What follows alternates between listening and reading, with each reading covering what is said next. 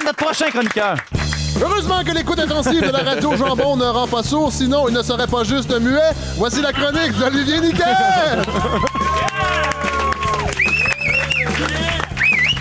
Ah! On rit avec ça, mais c'est pas drôle. Non, ma mère aime pas ça. Non, allez, parlez. Ben, décidément, le PQ a le don de mêler tout le monde. Hein. Avec la charte, on a vu des féministes de gauche défendre les libertés individuelles voilées. Avec PKP, on voit maintenant des gens de droite s'inquiéter pour un amphithéâtre de gauche promis à des fédéralismes et construit par un souverainiste. C'est donc pas étonnant que certains aient perdu leur repère historique, comme Jean-Pierre Charbonneau du Club des Ex, qui aimait bien la nouvelle coalition des forces indépendantistes. En France, pendant la Deuxième Guerre mondiale, la résistance française là, qui se battait pour la liberté, il y avait les gaullistes, les communistes puis les socialistes qui étaient dans le maquis ensemble.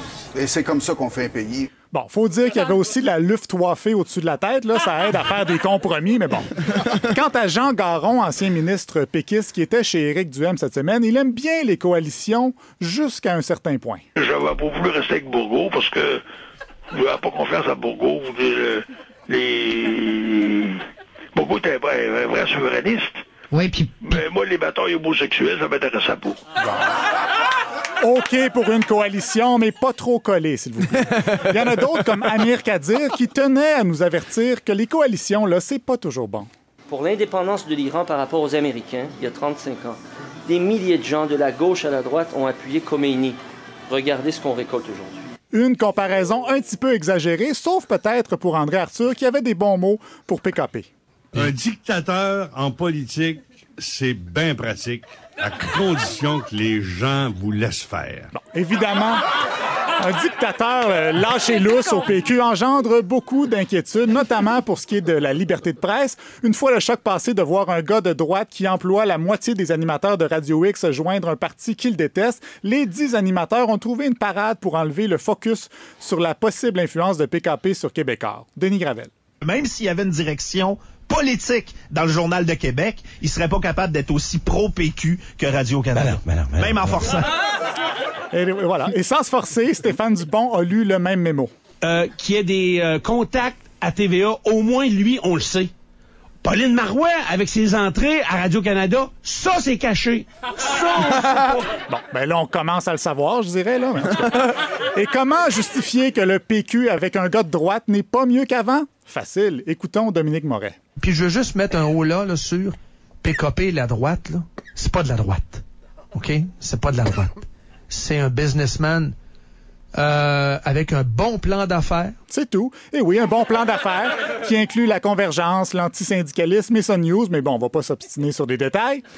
Jean Lapierre, lui, travaille pour Québécois, mais a une petite tendance à spinner le message des libéraux en mettant plus que le client en demande. Les libéraux disent que PKP au PQ va nuire au retour des Nordiques. Jean Lapierre sort son chandail des Nordiques. Pourquoi porter un chandail des Nordiques de Québec à la télévision? Parce que c'est tout ce qui se parle à Québec. Écoute, tout le monde a peur. Ils disent, ben là, avec Pierre Carl qui est rendu séparatiste avoué, est-ce que les dirigeants de la Ligue nationale vont être choqués? Hey, Jean Lapierre, là, il est-tu comptabilisé comme une dépense électorale? En tout cas, la semaine passée, le FM 93 à Québec a réalisé un vox pop en demandant à des kidams de nommer les 3 chefs de parti. Et la vaste majorité des réponses ressemblait à ceci.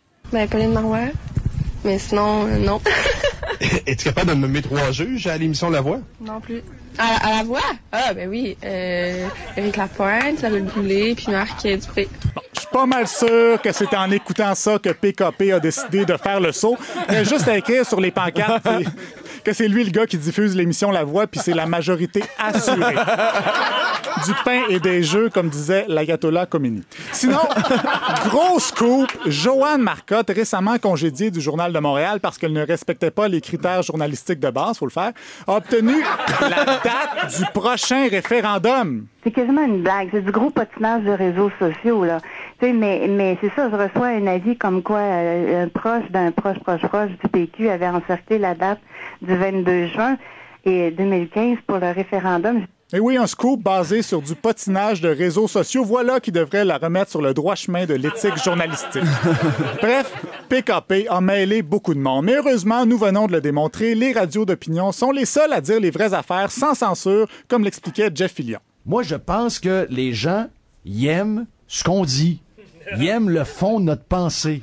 Puis ils savent que là-dessus, on n'aura pas de compromis. Ça, c'était tout juste 3 minutes après avoir dit ceci. Voulez-vous que je vous dise tout ce que je pense dans ma tête pour vrai?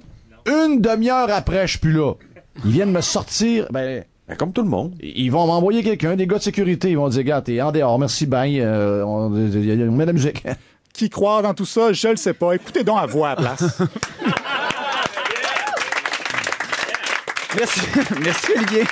Hey, bonsoir tout le monde. Il est à peine 19h, la soirée est encore jeune, ce qui va nous donner amplement le temps de nous remettre de l'arrivée de Pierre Calpelado en politique. Mesdames et messieurs, Fred Savard, bonsoir. Bonsoir. Hey boy. Hey, c'est quand même une grosse nouvelle pour la droite indépendantiste, ça, là. Oui, là. mais il paraît que Mathieu Bock-Côté aurait eu un orgasme. Ah ouais. C'est sûrement son premier. Non. Non, les gens rient, mais non. Il y en a eu un quand il avait reçu le coffret DVD de la série Duplessis à Noël. Ah! Vous savez que... Non, mais c'est vrai. Il ne peut pas écouter plus d'1 heure à la fois. Hein. Non, son médecin lui interdit. Oui. Mais... Rigor mortis, qu'il appelle.